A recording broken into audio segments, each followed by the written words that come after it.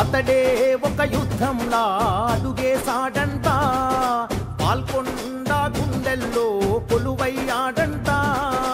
అతడే ఒక ఆకలి పేగుకు అన్నం మెతుకంట, అలుపన్నది లేనే లేని శ్రామికుడతడంట.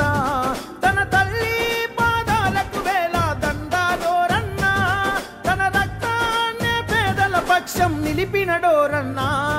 సునీలన్నా నీ పయనం పేదోళ్లతో సావాసం, సునీలన్నా నీ యుద్ధం నీ వెంటే మేం సిద్ధం.